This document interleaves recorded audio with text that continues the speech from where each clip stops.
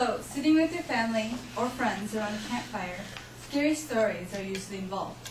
They're told from person to person, and we don't know if they're real or if they're just completely made up trying to scare somebody. One of the main stories that are told are urban legends. And one of those urban legends,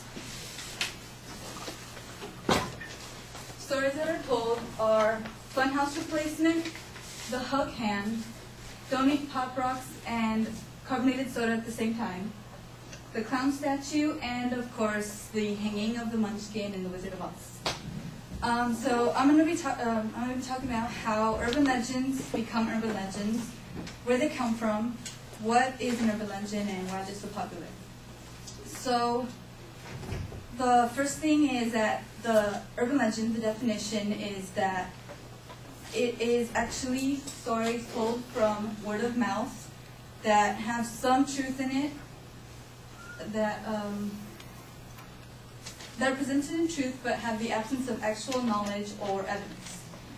And urban legends are a type of folklore that are defined as belief. They tend to have humiliating, humorous, terrifying, and supernatural events. They have moral messages that say, like, be careful, this could happen to you or your loved ones. Second is where they first came from, or what started. They're actually not sure where they started. They can't really pinpoint it exactly. There's, they think, one of the beliefs is they think that, that a friend actually played a trick on another friend, and we don't know if there's, they made up a story and should just, scare them, or if they told some truth in it and just exaggerated the story.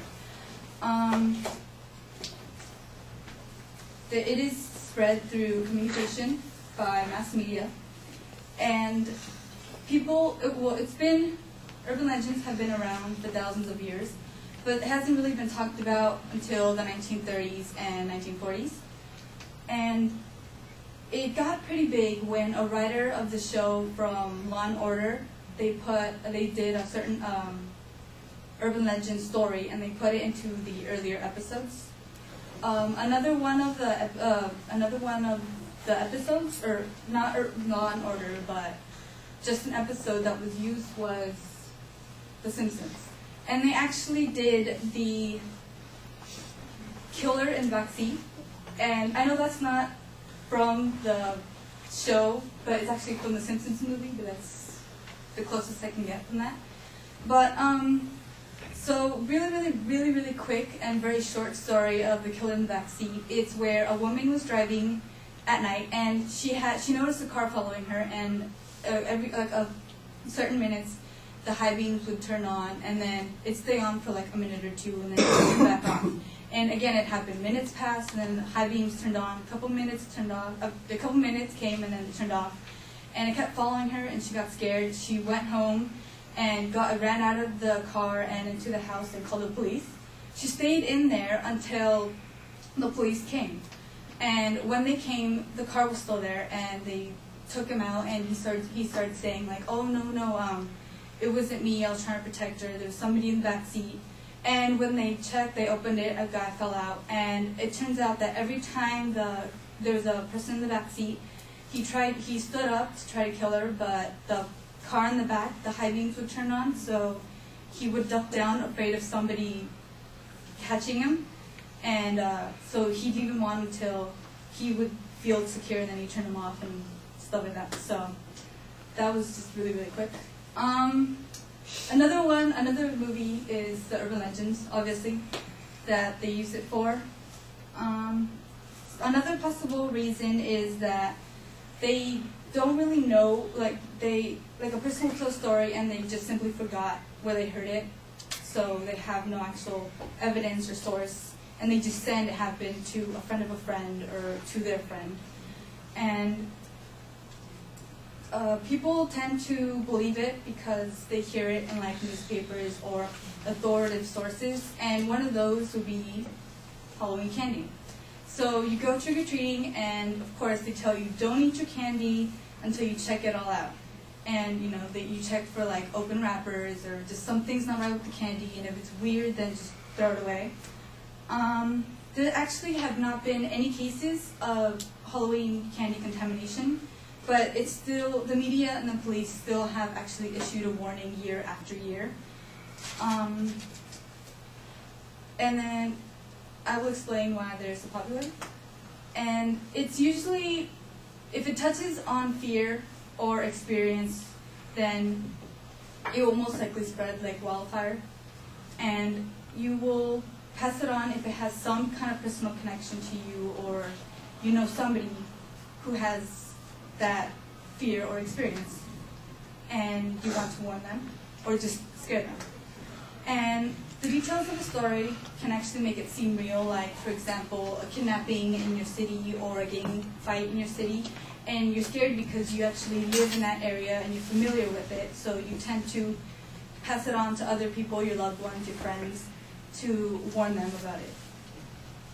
And it is passed on by email as well, saying it's a friend of a friend or somebody really close to you that you know. It is commonly used in urban legends. So, in conclusion, urban legends will always seem to be around for a very, very long time. They are popular and probably for a long time will always be. They will always have a personal connection to at least somebody that they will always be spread around. So how they become urban legends and where they come from is always interesting to know, but not many people bother looking for the answer. Urban legends is a folklore that will be kept alive as long as everybody will keep it going. For it, either you're trying to tell the moral of the story, trying to warn somebody, or just trying to have it for entertainment. Thank you.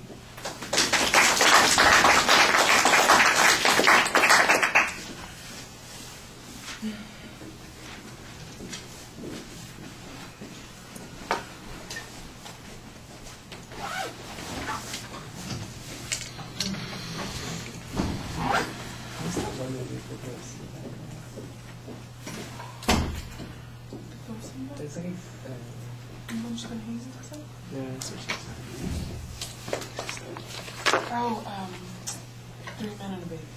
Was that it? 3 men. Yeah. Tom Selleck? With Tom Selleck, yes, that's right. All right. You have a good start of the speech. We know what the subject and the goal are. There's an okay preview. Sometimes the content doesn't get as explained as clearly as it could be. You make this reference to a Law and Order episode, and then we're talking about something else, and then there's a movie, and then all of that kind of flowed together and kind of bashed into each other. I think it needs to be a little bit more distinct. And then you start telling us the urban legend story about the killer in the back seat, and I think it needs to be planned a little bit more so that you get it and tell it like it's the scary story that you're telling around the fire at the campsite, and then we will know what it is that makes them so interesting. You're treating it a little bit too esoterically. I think you need to be like I said, a little bit more in persona, like you are sharing these stories, and that'll give the speech a little bit more energy. What you've got in terms of content is fine, but it needs a little extra push to turn it into something really special. I think you've got very animated facial expressions. You've got excellent eye contact. You're not really dependent on the notes, so I can't understand why you're standing behind the podium and why you don't step forward and engage the audience a little bit more. That seemed like a strange contradiction to me, and that might be a source of anxiety that's coming out. Your voice, I think you've got a very solid connection to the energy of the speech at the beginning. Like I said, I think you need a little bit more variety in pitch and in the pacing to make the stories more intriguing. The preparation of the content was solid, and for the most part the presentation issues, but like I said, I think you do yourself a disservice when you hide behind the podium. Your gestures become less involving, you feel a little bit out of it, and you become the sideshow to the screen instead of the screen benefiting you. All right, thank you.